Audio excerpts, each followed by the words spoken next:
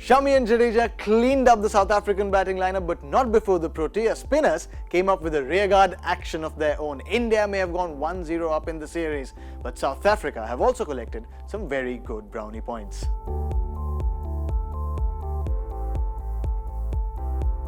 The final day started with talks of whether South Africa will be able to do a Headingley a la Ben Stokes. But Ravichandran Ashwin had different ideas. The second over of the day and he bowled over Teonis de Bruin, getting to his own personal milestone of 350 test wickets as the joint fastest with the legendary Muthaiya Muralidharan. Having missed out in the first innings, second innings Shami was on a roll, as in the very next over he knocked Timber over to get things started.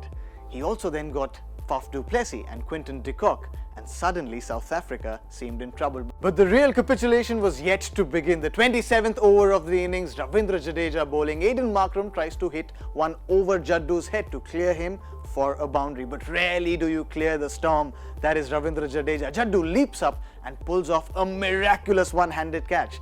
2 balls later, Vernon Philander is given not out on ground. The DRS call reverses that decision and he's out. Next ball, Keshav Maharaj is given out LBW. The DRS call stays.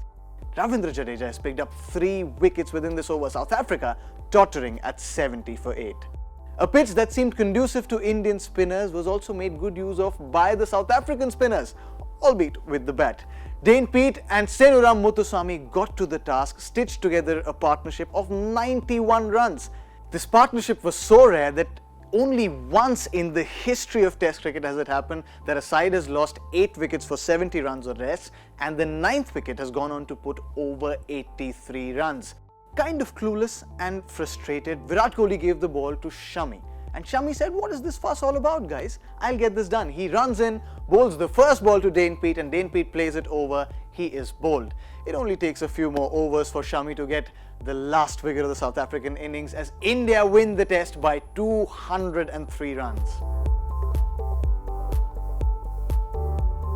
In the end, India may have had an easy win, but South Africa have shown throughout this test that they don't back out of a fight, and that is what sets this series up perfectly.